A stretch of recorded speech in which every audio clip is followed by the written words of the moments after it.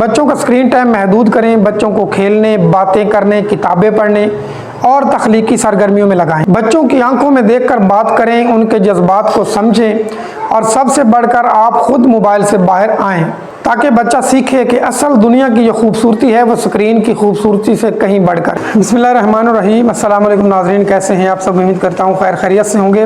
آج کے دور میں موبائل فون اور سوشل میڈیا ہر بچے کی زندگی کا لازمی حصہ بن چکے ہیں۔ 2 سال کا بچہ ہو یا 10 سال کا، سبھی یوٹیوب، انسٹاگرام، ٹک ٹاک، واٹس ایپ اور گیمز کی دنیا میں گم ہو چکے ہیں۔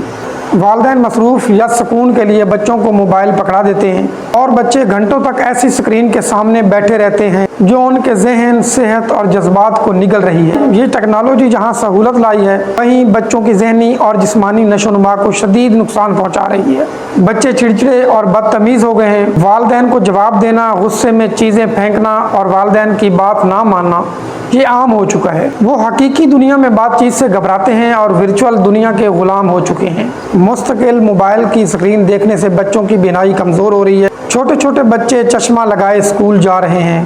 پھر یہی بچے پڑھائی میں جب پیچھے رہ جائیں، والدین سے بدتمیزی کریں، مہمان کے سامنے بات نہ مانیں تو پھر والدین حیران ہوتے ہیں، یہ تو ایسا نہیں تھا، یہ کیسے ہو گیا؟ حقیقت یہ ہے کہ لگاتار موبائل کا استعمال، تیز آوازیں سننا، دیر تک آنکھوں کے سامنے چمکدار اسکرین کا استعمال، یہ سب چیزیں بچوں کے دماغوں کو اس لیول پر لے جا رہی ہیں جہاں پہ بچوں کو صبر، ادب اور برداشت جیسے الفاظ بے معنی لگتے ہیں۔